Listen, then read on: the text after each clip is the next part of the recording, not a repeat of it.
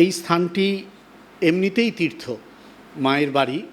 মা এখানে ছিলেন এবং রামকৃষ্ণ সংঘের, রামকৃষ্ণ মঠ মিশনের অযুত স্মৃতিকথা, তার নানান মাধুর্য ঐশ্বর্যমণ্ডিত ঘটনা এই অপূর্ব তীর্থক্ষেত্রটিকে কেন্দ্র করে জড়িয়ে আছে।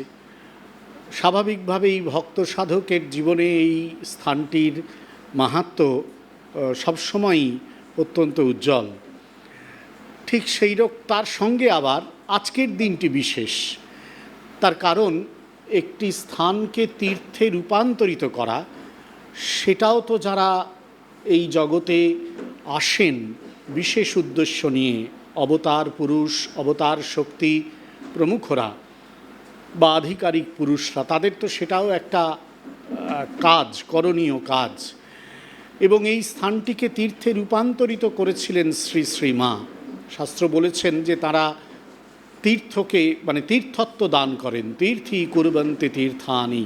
সুতরাং মা এই এই স্থানকে তীর্থে রূপান্তরিত করেছেন। এটি একটি দিন, যে দিনটিকে আমরা এইভাবে মনে করি যে মা এই স্থানটিতে এসেছিলেন, শুভ পদার্পণ করেছিলেন, যার দৈবী অপূর্ব মহিমায়, ভাগবতী মহিমায় এই স্থানটি তীর্থে রূপান্তরিত হয়েছে। একটা সাধারণ জায়গা ছিল, কিন্তু সেই ঐতিহাসিক জায়গা ছিল নিশ্চয়ই, কোনো ভুল নেই। ঠাকুর এই অঞ্চলে প্রচুর এসেছেন, সুতরাং সেই দিক থেকে এই উত্তর কলকাতা বাগবাজার পুণ্যভূমি। কিন্তু এই বিশেষ স্থানটি, এই বিশেষ গৃহ, তার চারিদিকের অঞ্চলটি, সেটিকে পূজনীয়া মা তার যে ভাগবতী মহিমা, সেই মহিমা দিয়ে একে তীর্থে রূপান্তরিত করেছেন। তাই সেই দিনটিকে স্মরণ করাও আরেকটি অপূর্ব প্রাপ্তি আমাদের। এমন দিনে শ্রী শ্রী মায়ের জীবন, তাঁর ভাগবতী মহিমা, তাঁকে স্মরণ মনন করার সুযোগ পাওয়া অশেষ সৌভাগ্য। শ্রীরামকৃষ্ণ লীলাপ্রসঙ্গ, শ্রী শ্রী রামকৃষ্ণ লীলাপ্রসঙ্গ গ্রন্থে গুরুভাব পূর্বার্ধে শ্রী শ্রী রামকৃষ্ণের অবতার লীলায় ভাবমুখ তত্ত্ব উপস্থাপিত হয়েছে। আপনারা সবাই জানেন। এই তত্ত্বটি উপস্থাপিত করতে গিয়ে শারদানন্দজি মহারাজ লিখছেন, পূজনীয় শারদানন্দজি। লীলাপ্রসঙ্গ কিন্তু এই বাড়িতে বসেই লেখা হয়েছিল, এই বাড়ির সঙ্গে, তাই লীলাপ্রসঙ্গের একটা অপূর্ব যোগ রয়েছে। এবং নিঃসন্দেহে মায়ের কৃপা করুণা লেখকের উপর বর্ষিত হয়েছিল, না হলে এমন গ্রন্থ রচনা হওয়া দুর্লভ। যাই হোক, সে আলাদা প্রসঙ্গ। এই ভাবমুখ তত্ত্ব উপস্থাপিত করতে গিয়ে পূজনীয় শারদানন্দজি মহারাজ লিখছেন, শ্রী শ্রী জগদম্বা বা শ্রী ভগবান বা যে বিরাট চৈতন্য ও বিরাট শক্তি জগৎ রূপে প্রকাশিত আছেন এবং জড় চেতন সকলের মধ্যে ওতপ্রোতভাবে অনুপ্রবিষ্ট হইয়া আপাত বিভিন্ন নামরূপে অবস্থান করিতেছেন, তিনি ঠাকুরকে আদেশ করিলেন, ভাব মুখে থাক। সুতরাং এই যে অবতার রূপে এসে জগৎ কল্যাণে ভগবান শ্রীরামকৃষ্ণদেব অবতীর্ণ হবেন, সেই অবতীর্ণ হওয়ার জন্যে যে কাজগুলো তিনি করবেন, সেটা করার জন্যে তাকে এই একটা নির্দিষ্ট অবস্থায় থাকতে হবে, ভাবমুখ অবস্থা, একটা দিব্য অবস্থা, এই অবস্থায় থাকতে হবে। এবং সেই নির্দেশটি এসেছে কিন্তু এই জগৎ কারণ, যে জগৎ শক্তি, যাকে আমরা শ্রী শ্রী জগদম্বা রূপে অভিহিত করতে পারি বা শ্রী ভগবান রূপে অভিহিত করতে পারি, তার কাছ থেকেই এসেছে। এই যে ভাবমুখ, এই ভাবমুখ তত্ত্বের যে ব্যাখ্যা, সেই ব্যাখ্যা করতে গিয়ে একটু পরেই শরৎ মহারাজ ওই একই জায়গায় লিখছেন, ভাবমুখ ব্যাপারটা কি, ভাবমুখে থেকে ঠাকুর এই জগৎ কার্য করবেন, উপদেশাদি দেবেন, জগৎ কল্যাণ করবেন ইত্যাদি তো বলা হলো। তাহলে ভাবমুখ অবস্থাটা কি, সেটি ব্যাখ্যা করছেন পূজনীয় শারদানন্দজি মহারাজ। লিখছেন তিনি, শ্রী শ্রী জগদম্বার নির্গুণ সগুণ উভয় ভাবে জড়িত স্বরূপের পূর্ণ দর্শন পাইবার পর ঠাকুর আদেশ পাইলেন, ভাবমুখে থাক। অর্থাৎ আমিত্বের একেবারে লোপ করিয়া নির্গুণভাবে অবস্থান করিও না, কিন্তু যাহা হইতে যত প্রকার বিশ্বভাবের উৎপত্তি হইতেছে, সেই বিরাট আমি তুমি এই ভাবটি ঠিক ঠিক সর্বদা প্রত্যক্ষ অনুভব করিয়া জীবনযাপন করো ও লোক কল্যাণ সাধন করো। ঠাকুর নির্গুণ নির্বিকল্প সমাধি লাভ করেছিলেন। এখন সেই নির্গুণ অবস্থায় থেকে তো আর নির্গুণ নির্বিকল্প সমাধি অবস্থায় থেকে তো জগৎ কল্যাণ করা যাবে না, সেখানে তো মানে ব্রহ্মচৈতন্যে তিনি লীন হয়ে যাচ্ছেন। জগৎ কল্যাণ করবার জন্য তাহলে কিন্তু এই সগুণ জগতে এসে, একটা সগুণ অবস্থায় এসে তাকে দাঁড়াতে হবে। এবং সেই জন্যই শ্রী শ্রী জগদম্বার নির্দেশ অনুযায়ী এই একটি বিশেষ অবস্থা তৈরি হলো ভাবমুখ, যেখানে আমিত্বের সম্পূর্ণ লোপ হলো না, একটু আমিত্ব রয়ে গেল, নাহলে তো কাজ করা যাবে না, একটু আমিত্ব রয়ে গেল। আবার সেই আমিত্ব সাধারণ সংসারের মাইক অহং নয়, আমিত্ব নয়, যেখানে কেবল সংসারটাকে আসক্তভাবে আমরা গ্রহণ করি, সেই আমিত্ব নয়। সুতরাং এই যে একটি অবস্থা যেখানে সাংসারিক মায়ার থেকে ঊর্ধ্বে অথচ সগুণ জগতের আমিত্বকে বজায় রেখে কাজ করা, এটিকেই ভাবমুখ অবস্থা বললেন লেখক। এবং এই ভাবমুখ অবস্থায় থাকাটা এমন একটা ব্যাপার যেখানে যে কোনো মুহূর্তে তিনি নির্গুণ স্তরে চলে যেতে পারেন, আবার যে কোনো মুহূর্তে তিনি সগুণ স্তরে চলে আসতে পারেন। একেবারে কখনো ব্রহ্মচৈতন্যে সমাধিস্থ হয়ে গেলেন, আবার এই জগৎ কল্যাণে নেমে এলেন এবং জগৎকে চৈতন্যময় দেখে তিনি কাজ করতে শুরু করলেন। এইভাবেই কিন্তু পুরো প্রকল্পটি সাধিত হবে, এটি জগদম্বা ঠাকুরকে নির্দেশ দিয়েছিলেন। এবং আমরা কথামৃত বা লীলা প্রসঙ্গ আমরা যারা পড়াশোনা করি আমরা দেখেছি যে মুহুর্মুহু ঠাকুর ভাব সমাহিত হচ্ছেন, আবার ফিরে আসছেন, নিচে নেমে আসছেন এবং তারপর জগৎ কল্যাণে নিজেকে উৎসর্গ করছেন। এই ভাবমুখ অবস্থার জন্যই ঠাকুরের এটি করা সম্ভব হয়েছে। এবারে আমাদের প্রশ্ন জাগে, ঠাকুর যদি এইভাবে জগৎ কল্যাণ করে থাকেন, তাহলে মা কোন অবস্থা থেকে এই জগৎ কল্যাণ কার্যে নিয়োজিত হলেন? ঠাকুর ভাবমুখে থেকে নিয়োজিত হয়েছেন, জগদম্বা তাকে নির্দেশ দিয়েছেন, এ তো না হয় হয়ে গেল। মায়ের ক্ষেত্রে তাহলে কি হলো? তার কারণ মায়ের ক্ষেত্রেও তো আমরা দেখি তিনি জগৎ কল্যাণ করছেন। আবার মায়ের ক্ষেত্রেও আমরা দেখি তিনি এই জগতে থেকে মাঝে মাঝেই জগৎ অতীত স্তরে চলে যাচ্ছেন। আসলে মা তো শক্তি, ঠাকুর অবতার শক্তি। বা ঠাকুর মায়ের ভিতর ষোড়শী পূজার দ্বারা এই জগৎ জননী যে শক্তি, সে শক্তির উদ্বোধন ঘটিয়েছিলেন। ঠাকুর নিজে তাকে শক্তিরূপে নির্ধারিত করে গিয়েছিলেন, বলে গিয়েছিলেন ও আমার শক্তি। এবং মন্দিরের যে ভবতারিণী মা, তার সঙ্গে মায়ের যে একাত্মতা, ওই ভবতারিণী মা যিনি, তিনি এখানে পদসেবা করছেন এবং গর্ভধারিণী মার সঙ্গেও একসঙ্গে মাকে একই আসনে বসিয়ে দিয়েছিলেন। সুতরাং আমরা নিঃসন্দেহে এই সিদ্ধান্তে যেতে পারি যে ঠাকুর অবতার রূপে এসে এই অবতার শক্তিকে নিয়ে এসেছিলেন, এবং সেটা যদি হয় তাহলে অবতার যেভাবে কাজ করবেন অবতার শক্তিকেও সেভাবে কাজ করতে হবে। মানে অবতার যদি ভাবমুখে থেকে জগৎ কল্যাণে অবতীর্ণ হন, তাহলে অবতার শক্তি শ্রী শ্রীমাও একই রকমভাবে ভাবমুখে থেকেই জগৎ কল্যাণে নিজেকে নিয়োজিত করবেন, অন্য কোনোভাবে তো তিনি তা করতে পারেন না। ঠাকুর সেই জন্যই মায়ের উপর ভার দিয়ে গিয়েছিলেন যেন মা এই জগৎ কল্যাণের কাজটি করেন। নিজেই ঠাকুর বলেছিলেন, অনন্ত রাধার মায়া কহনে না যায়, কোটি কৃষ্ণ কোটি রাম হয় যায় রয়। এটি একটি বৈষ্ণব বচন, গৌড়ীয় বৈষ্ণব দর্শনের মুখ্য বচন। এই বচনের যখন ব্যাখ্যা করেছেন গৌড়ীয় বৈষ্ণব সাধকরা, তখন এই অনন্ত রাধা বলতে তারা বিরাট চৈতন্যময়ী যে জগন্মাতৃকা শক্তি, তার কথা উল্লেখ করেছেন। গৌড়ীয় বৈষ্ণব দর্শনে সাধারণভাবে কিন্তু জগৎমাতৃকা শক্তির উল্লেখ খুব বেশি নেই, কিন্তু আছে কিছু কিছু জায়গায়। রাধা তত্ত্বের ব্যাখ্যা করতে গিয়ে তারা রাধাকে ওই জগৎমাতৃকা শক্তি রূপে উপস্থাপিত করেছেন, এমন প্রমাণ চৈতন্য চরিতামৃত গ্রন্থে যেমন আছে, অন্যান্য বৈষ্ণব শাস্ত্র গ্রন্থেও রয়েছে। সুতরাং ঠাকুর মাকে এই অনন্ত শক্তি, জগন্মাতৃকা শক্তি রূপেই নিয়োজিত করেছিলেন তাঁর জগৎ কার্যে। সেই জন্য স্বামীজিও মাকে কিন্তু জ্যান্ত দুর্গা নামে আখ্যাত করেছেন। সন্ন্যাসী ও ভক্তদের নানান দিব্য অনুভবে মায়ের এই রূপগুলো বহুবার আবির্ভূত হয়েছে। কেউ তাকে জগদ্ধাত্রী রূপে দেখেছেন, কেউ সীতা রূপে দেখেছেন, নানানভাবে দেখেছেন, তার পরিচয় আমরা পরে দেখব।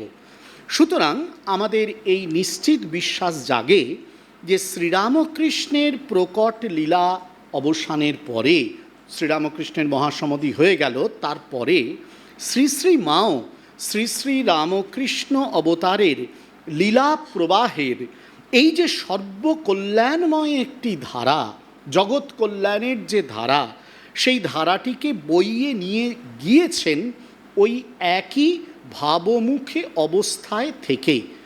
আদেশটি তিনি জগন্মাতৃ শক্তি রূপে ঠাকুরের কাছে পৌঁছে দিয়েছিলেন।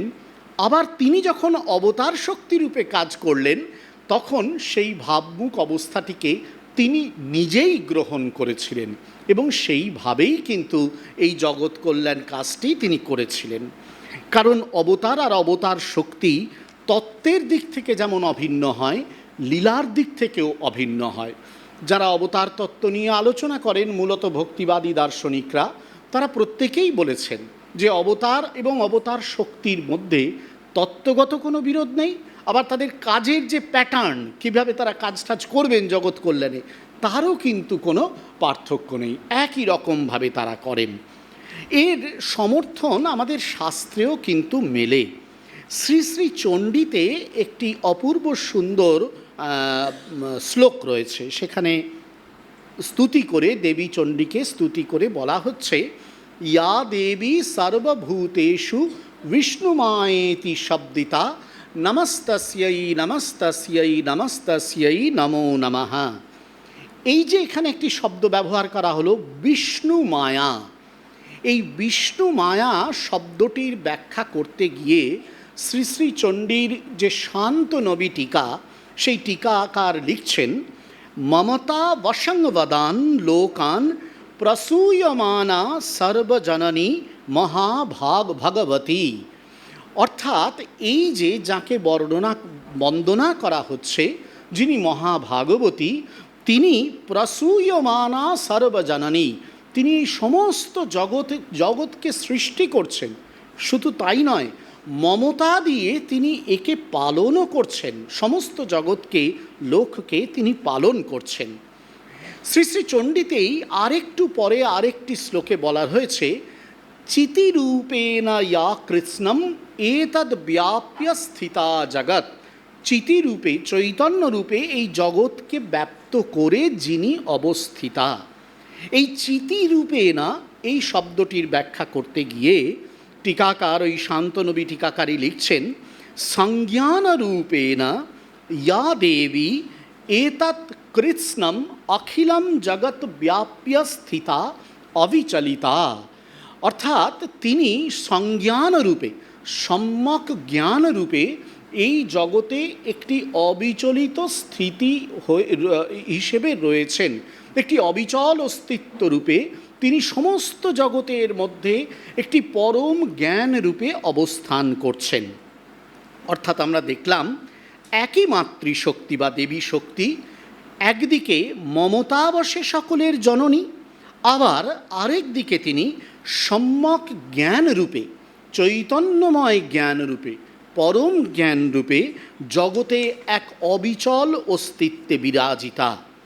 সেখান থেকেই তিনি ওই প্রসূয়মানা সর্বজননী, সেখান থেকেই তার এই অনন্ত ভাব, অনন্ত সৃষ্টির উৎপত্তি, অনন্ত লীলার বিকাশ। জগতের ছোট বড় আনন্দ বেদনার নানান দৃশ্যে তারই প্রকাশ এবং প্রতিফলন আমরা নিত্যই দেখতে পাই। আমাদের প্রতিদিনকার যে জীবনযাপন, সেখানেও তারই প্রকাশ হচ্ছে, আমরা শুধু বুঝতে পারি না। অবতার শক্তির এই ভাবমুখে যে অবস্থান, সেই অবস্থিত লীলা শ্রী শ্রী মায়ের জীবনেও প্রত্যক্ষ করা যায় এবং তার প্রমাণ আছে শ্রী শ্রী মায়ের জীবনে ঘটা নানা ঘটনায়, যে একদিকে মা কখনো কখনো যেন এই সম্যক পরম জ্ঞানরূপী অবিচলিত অস্তিত্বে লীন হয়ে যাচ্ছেন বা তার সঙ্গে একটা সংযোগ তৈরি করছেন, একটা কানেকশন তৈরি করছেন। আবার অপর দিকে তিনি একেবারে লৌকিক যেন সাধারণ জগতে নেমে এসে জগতের প্রতি স্নেহে করুণায় তাদের জন্যে কল্যাণে নিজেকে উৎসর্গ করছেন। আমরা কয়েকটি ঘটনা এই ক্ষেত্রে উল্লেখ করতে পারি। প্রথমত আমরা যদি দেখি কেমন করে কখনো কখনো এই সংসারে, সাধারণ সংসারে সবার মধ্যে থেকেও আমাদের এই আটপৌরে মা, একেবারে আমাদের কাছের মা, আমাদের স্নেহময়ী জননী কখনো কখনো কেমন করে সেই বিরাট চৈতন্যের সঙ্গে নিজেকে একীভূত করে দিচ্ছেন। ঠাকুরের সমাধি মুহুর্মুহু হতো, মা কিন্তু নিজেকে আড়ালে রাখতেন, অন্তরালবর্তী তিনি, তাকে সবসময় চেনা যেত না। কিন্তু মায়ের জীবনেও বিরাট চৈতন্যের সঙ্গে এই যে যোগ, সেই যোগ কিন্তু মোটেই দুর্লভ ছিল না। যারা দেখার তারা দেখতে পেয়েছে, যারা বোঝার তারা বুঝতে পেরেছে। জয়রামবাটিতে একটা বিশেষ ঘটনায় কথা প্রসঙ্গে মায়ের ভক্ত প্রবোধবাবু আশঙ্কা প্রকাশ করছেন যে কোনো কারণে হয়তো শিবুদাদার স্ত্রীর একটু মাথাটা গরম ছিল, যে কোনো কারণে শিবুদাদার স্ত্রী রেগে গিয়ে ঘরে আগুন দিয়ে দিতে পারেন। মানে এমন একটা পরিস্থিতি, ঘরে ঝগড়া ঠাগড়া হচ্ছে, তাতে তিনি আশঙ্কা করছেন যে শিবুদাদার স্ত্রী এরকম ঘটাতে পারেন, ঘরে আগুন দিয়ে দিতে পারেন। এই কথাটা শোনা মাত্র মা সম্পূর্ণ একটি অচেনা তীব্র কণ্ঠভঙ্গিমায় এবং একটু টেনে টেনে বলতে লাগলেন, তাহলে বেশ হয়, তাহলে বেশ হয়। ঠাকুর যেমনটি ভালোবাসতেন তেমনটি হয়। তিনি শ্মশান ভালোবাসতেন, সব শ্মশান হয়ে যাবে। এ কথা বলে হঠাৎ এক তীব্র গম্ভীর অট্টহাস্য মায়ের ভেতর থেকে বেরিয়ে চলে এলো। সবাই অবাক হয়ে গেল, যেন মনে হচ্ছে অসুর দলনেই শ্রী শ্রী কালী মূর্তি মায়ের মধ্য থেকে আবির্ভূত হচ্ছেন, যিনি শ্মশানে জেগে থাকা সেই নিত্য শ্যামা। শিবুদাদার সঙ্গে দুটো পৃথক সাক্ষাতে আমরা সবাই জানি, এটা খুব পরিচিত ঘটনা, আমি মূল ঘটনাটার তাই পুনরাবৃত্তি করছি না। দুটি পৃথক সাক্ষাতে মা দুবারই নিজেকে বলেছিলেন যে তিনি কালী। দ্বিতীয়বার যখন শিবুদাদার ব্যাকুল প্রার্থনা মায়ের চরণে এসে পৌঁছল, মা বিচলিত হলেন। শিবুদা বারবার বলতে লাগলেন, বলো তুমি আমার সকল ভার নিয়েছো, আর মা কালী কিনা। মার মধ্যে তখন কিন্তু একটা ভাবান্তর উপস্থিত হয়েছিল। তিনি গম্ভীরভাবে বলেছিলেন, হ্যাঁ তাই। সেই সময়ে পাশে দাঁড়িয়েছিলেন বরদা মহারাজ। তার মনে হচ্ছে, বরদা মহারাজ লিখছেন, তার মনে হচ্ছে মা যখন এই কথা শিবুদাকে বলছেন, তখন মা কিন্তু সাধারণ মানবী নন, কোন উচ্চ দৈব স্তরে, ভাগবত স্তরে তার অন্তর যেন পৌঁছে গিয়েছে। শৈলবালা চৌধুরী মাকে একবার প্রশ্ন করেছিলেন, মা ঠাকুরের জপ তো আমাকে বলে দিয়েছেন, আপনার জপ কী করে করব? সাধারণত মা কিন্তু অধিকাংশ সময়ে ঠাকুরের দিকেই ঠেলে দিতেন। এ সময় মা বলছেন ধীরে ধীরে, রাধা বলে পারো কি অন্য কিছু বলে পারো, যা বলে তোমার সুবিধা হয় তাই করবে। মায়ের এই ছোট্ট উক্তি কিন্তু বোঝা যায় মা এখানে শৈলবালার কাছে তার যে দৈবী স্বরূপ, সেই স্বরূপ প্রকাশ করছেন। পাগলি মামির কথা আপনারা সবাই জানেন, সুরবালা মায়ের তো অদ্ভুত সংসার, এমন একটি সংসার জগতে দুর্লভ। মা বলেই থাকতে পেরেছেন, আমরা হলে দুদিনে পালিয়ে যেতাম। তা যাই হোক, পাগলি মামি তার মধ্যে একেবারে কেন্দ্রীয় চরিত্র, মাঝে মাঝেই আবির্ভূত হতেন বিচিত্র সব ব্যাপার নিয়ে। একবার মাকে খুব কটু কথা বলছেন, এই উদ্বোধন বাড়ির ঘটনা। মা পূজা শেষ করে, অনেকক্ষণ ধরেই মা শুনছেন, তারপর পূজা শেষ করে মা বলছেন, কত মুনি ঋষি তপস্যা করেও আমায় পায় না, তোরা আমায় পেয়েও হারালি। মায়ের নিজ মুখে কি অপূর্ব স্বীকৃতি তার দিব্য ভাগবতী মহিমার।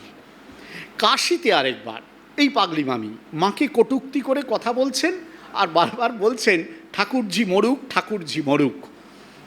মা তার প্রতিক্রিয়ায় বলছেন আবার একটি অত্যন্ত ছোট বাক্য, ছোট বউ জানে না যে আমি মৃত্যুঞ্জয়।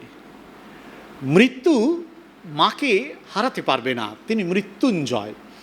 তার যে সেই নিত্য চৈতন্য স্বরূপ, সে কোনো জন্ম মৃত্যুর অধীন নয়।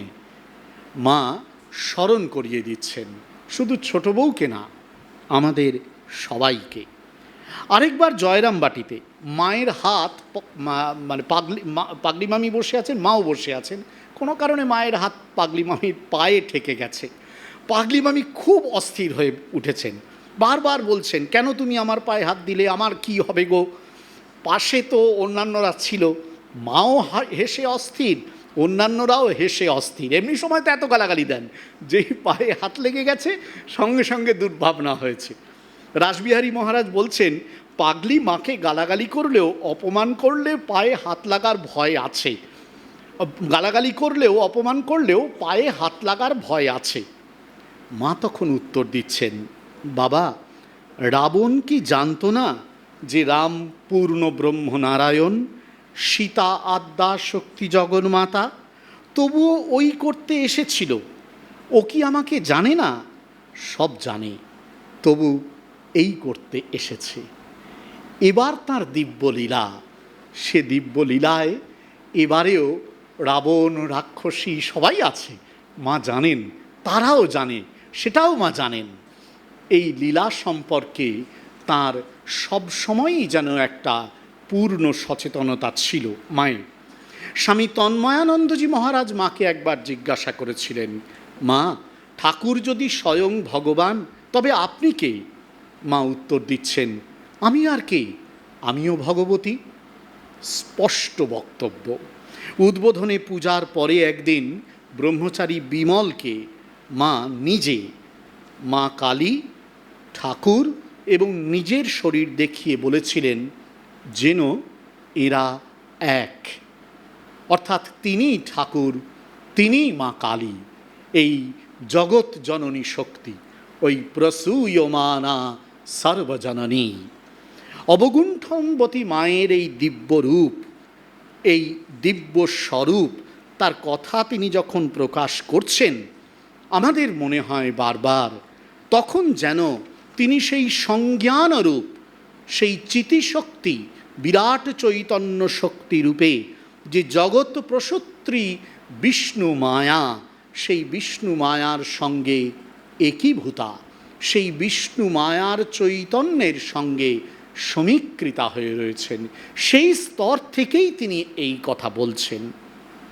কিন্তু আবার সেই তিনি যখন এই জগৎ কল্যাণে এসে অবতীর্ণ হচ্ছেন, তার স্নেহময়ী, তার অপূর্ব করুণাময়ী পাবন শক্তিরূপ নিয়ে এসে আবির্ভূত হচ্ছেন, তখন তিনি সাধারণ মানবী। সেই মানবীর মধ্যে একটা অপূর্ব স্নেহ, একটা অপূর্ব মাধুর্য ছড়িয়ে আছে। জয়রাম বাটিতে নিজের ভাইদের সংসার, ভাইজিদের নিয়ে সামলাচ্ছেন সব। রাধুর জন্য কত রকম চিন্তা ভাবনা, চিকিৎসা ইত্যাদি করছেন। মাকুর ছেলে ন্যাড়া মারা গেল, কি কান্না তার! কে দেখে বুঝবে যে ইনি মা, সেই দৈবী গুণসম্পন্না, সেই ভাগবতী তনু? দেখে মনে হচ্ছে যেন সাধারণ আমাদের জগতের কেউ। শরৎ মহারাজরা গেছেন, তাদের জন্য দুধ জোগাড় করছেন মা, খুঁড়িয়ে খুঁড়িয়ে হেঁটে হেঁটে সব জায়গায়। একজন ভক্ত রাত্রিবেলা হঠাৎ করে ঘুম ভেঙে গেছে, কি একটা শুনছে শব্দ, বেরিয়ে এসে দেখছে মা একটা লণ্ঠন নিয়ে ঘরের বাইরে একটা যে ছোট্ট হাঁটার রাস্তা আছে, সেই রাস্তাটা একটু পরিষ্কার করছেন। তিনি এসে জিজ্ঞেস করছেন, মা এত রাত্রে আপনি কি করছেন? বলছে, না এই রাস্তাটা একটু ওই নুড়ি পাথর পড়ে আছে, তোমাদের যেতে অসুবিধা হবে, তাই একটু সমান করে দিচ্ছি। এমন মা, মাধুর্য মাখা, সর্বকল্যাণময়ী, আমাদের কাছের, একেবারে কাছের জননী। সেখানে তার ভাগবতী তনু, তার দৈবী ভাব আমরাও ভুলে যাই, তিনিও ভুলিয়ে দেন। তার এক দীক্ষিত ভক্তকে পুলিশ খুব কষ্ট দিয়েছিল। মা তা শুনে আক্ষেপ করেছিলেন, বলেছিলেন, দেখো দেখি ইংরেজদের কি অন্যায়, আমার ভালো ছেলে তাকে শুধু শুধু কষ্ট দিলে, এবং ইংরেজদের রাজত্ব যেন না থাকে, এই জন্য তার তখন আকুল প্রার্থনা। প্রথম বিশ্বযুদ্ধের সময় বস্ত্রাভাব দেখা দিয়েছে। মা কোয়ালপাড়া আশ্রমে চরকা ও তাঁতের কাজে উৎসাহ দিচ্ছেন, নিজেও চরকা যেন তাকে এনে দেওয়া হয় সেটি বলছেন। জয়রামবাটিতে ঝাড় দিয়ে, এই ঘটনা আপনারা সবাই জানেন, ঝাড়ুটি একজন ফেলে রেখে গেছে, মা সেটিকে সুন্দর করে রেখে দিতে বলছেন সামান্য কাজও শ্রদ্ধার সঙ্গে করতে হয়। এই ছোট ছোট ছবিগুলো যদি কোলাজের মতন একটা জায়গায় জোড়া হয়, তাহলে আমরা যে মাকে পাই, তিনি আমাদের সংসারের, আমাদের কাছের, আমাদেরকে শেখাচ্ছেন, আমাদেরকে দিগদর্শন দিচ্ছেন। এই রকম মা, মানবীর রূপ ধরা পড়েছে এখানে, সংসারকে সামলাচ্ছেন করুণায়, স্নিগ্ধতায়, কখনো হয়তো শাসনে।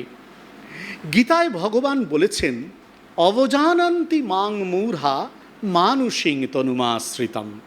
সাধারণ লোক আমার এই অবতার রূপ চিনতেই পারবে না, আমার এই দিব্যরূপ বুঝতেই পারবে না। ঠাকুরও বলেছিলেন, অবতার অচিনে গাছ। একথা অবতার সম্বন্ধে যেমন সত্য, অবতার শক্তি সম্বন্ধেও তেমন সত্য।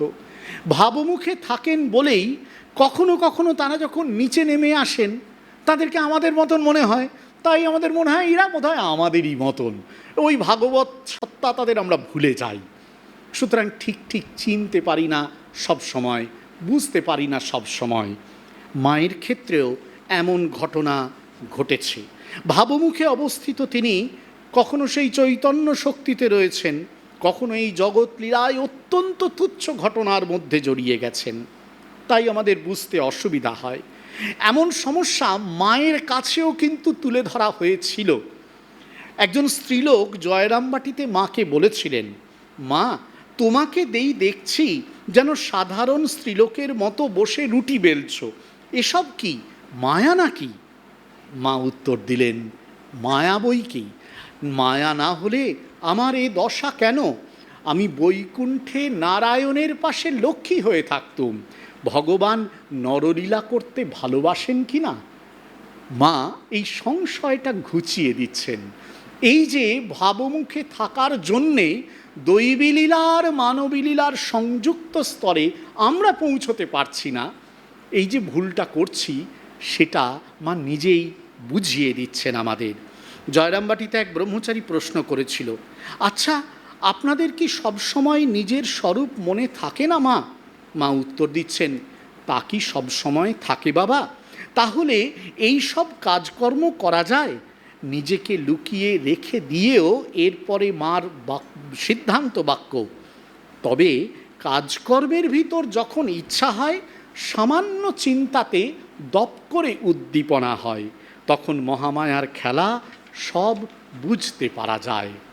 মা নিজে মুখে বলছেন যে কেমন করে এই জগৎ থেকে জগততীত সত্তা, এই সগুণ লীলাময় জগৎ থেকে নির্গুণ অস্তিত্বে মুহূর্তে মুহূর্তে তিনি নিজেকে পৌঁছে দিতে পারেন, নামিয়ে আনতে পারেন।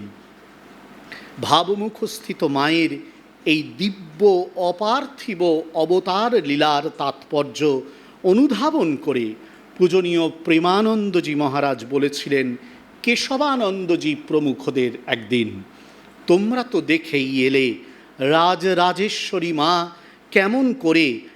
কেমন সাধ করে কাঙালিনী সেজে ঘর নিকুচ্ছেন, বাসন মাজছেন, চাল ঝাড়ছেন, ভক্তদের এঁটো পর্যন্ত পরিষ্কার করছেন। তিনি অত কষ্ট করেছেন গৃহীদের গার্হস্থ্য ধর্ম শেখাবার জন্যে। কি অসীম ধৈর্য, অপরিসীম করুণা আর সম্পূর্ণ অভিমান রাহিত্য। আরেকটি বিখ্যাত চিঠিতে তিনি লিখছেন, শ্রী শ্রী মাকে কে বুঝেছে, ঐশ্বর্যের লেশ নেই, ঠাকুরের বরং বিদ্যার ঐশ্বর্য ছিল, কিন্তু মার তাঁর বিদ্যার ঐশ্বর্য লুপ্ত। এ কি মহাশক্তি! জয় মা, জয় মা, জয় শক্তিময়ী মা। যে বিষ নিজেরা হজম করতে পারছি নে, সব মার নিকটে চালান দিচ্ছি, মা সব হজম কোলে তুলে নিচ্ছেন। অনন্ত শক্তি, অপার করুণা, জয় মা। মনে রেখো, সুখে দৈন্যে, সম্পদে বিপদে, দুর্ভিক্ষে মহামারীতে, যুদ্ধে বিগ্রহে, সর্ববিষয়ে মায়ের সেই করুণা, সেই অপার করুণা। এই করুণায় তিনি জগৎ লীলায় অবতীর্ণা। আবার এই করুণা উত্তীর্ণা হয়ে তিনি কিন্তু আসল ভাগবতী তনুতে নিত্য অবিচলিতা। তাই নিঃসন্দেহে এ কথা সত্য, যদি তাকে না চেনা তিনি যদি আমাদের না চেনান, তাহলে আমরা তাকে চিনতে পারব না। তাঁরই লীলায় এই জগৎ জঙ্গম, তাঁরই ইচ্ছায় কৃপায় সর্ব অভীষ্ট লাভ। ঋগ্বেদীয় দেবী সূক্তে আছে, বিশ্বব্যাপিনী সেই চৈতন্যময়ী দেবী বলছেন, अहमेव स्वयमिदं वदामि जुष्टं देवेभिरुतमानुषेभि यं कामयेतमुग्रं कृणोमि तं ब्रह्माणं तं ऋषिं तं सुमेधाम। দেব মানুষের প্রার্থিত তত্ত্ব আমিই দিয়েছি। আমি যাকে ইচ্ছা করি তাকেই আমি শ্রেষ্ঠ করে তুলি। কাউকে আমি করি ব্রহ্মা, কাউকে করি ঋষি, কাউকে বা করি সুমেধাবান। তাঁরই কৃপায় সব। ভাবমুখে অবস্থিত বলেই অবতার শক্তিরূপে তিনি জগৎ লীলায় অংশ নেন, অন্যকে অংশ নেওয়ান, আবার উদ্ধারও করতে পারেন তিনি। তাঁরই হাতে ব্রহ্মজ্ঞানের চাবি। মায়ের মুখের অভয় বাণী তাই আমাদের নিত্য কানে বাজে। মনে ভাববে, আর কেউ না থাক, আমার একজন মা আছেন।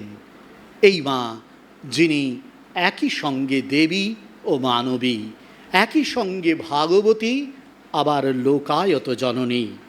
করুণা পাথার জননী শারদার আশ্রয় আশ্বাস আমাদের অন্তরে তাই প্রতিধ্বনিত হয়ে চলে। এখানে যে এসেছে, যারা আমার ছেলে, তাদের মুক্তি হয়ে আছে। বিধির সাধ্য নেই যে আমার ছেলেদের রসাতলে ফেলে। কি অনুপম আশীর্বাদ তার! যারা এসেছে, যারা আসেনি, আর যারা আসবে, আমার সকল সন্তানদের জানিয়ে দিও মা, আমার ভালোবাসা, আমার আশীর্বাদ সকলের ওপর আছে। প্রকট লীলায় এই জগতে সগুণ স্তরে থেকে তিনি আশ্রয় দিয়েছেন। প্রচ্ছন্ন লীলায় ভাগবতী স্তরে থেকে একই আশ্রয়ের কোলাঞ্চল, তার স্নিগ্ধ অঞ্চলটি তিনি বাড়িয়ে রেখে দিয়েছেন আমাদেরই জন্যে। স্বামীজি একটি কবিতা লিখেছিলেন, who knows how mother plays. তার অপূর্ব একটি বঙ্গানুবাদ আছে, কে জানে মায়ের খেলা। বারে বারে মনে হয় এই কবিতাটি যেন শ্রী শ্রী মায়ের এই দিব্য ভাবমুখে স্থিত অপূর্ব তত্ত্বকে প্রকাশ করছে। স্বামীজি লিখছেন সেখানে, কে জানে, হয়তো তুমি ক্রান্তদর্শী ঋষি, সাধ্যকার স্পর্শ করে সে অতল গভীর গহন, যেখানে লুকানো রয় মার হাতে অমোঘ অশনি। হয়তো পড়েছে ধরা উৎসুক করুণ নেত্র শিশুর দৃষ্টিতে, দৃশ্যের আড়ালে কোনো ছায়ার সংকেত, মুহূর্তে যা হতে পারে দুর্নিবার ঘটনা প্রবাহ। আসে তারা কখন, কোথায়, মা ছাড়া কে জানে। হয়তো বা জ্ঞানদীপ্ত মহান তাপস বলেছেন যতটুকু, তারও বেশি পেয়েছেন প্রাণে। কে জানে কখন, কার হৃদি সিংহাসনে মা আমার পাতেন আসন, মাতার দিব্য ভাগবতী আশীর্বাদী এই তনু নিয়ে এ ধরায় এসেছিলেন। কতজনের হৃদয়ে কতভাবে তাঁর আসন পেতে গেছেন। আমরাও কিন্তু সেই অপেক্ষায় রয়েছি, যদি আমাদের হৃদয়েও মাতার নিত্য আসনটি পাতেন, তাতেই আমরা ধন্য হব, কৃতার্থ হব।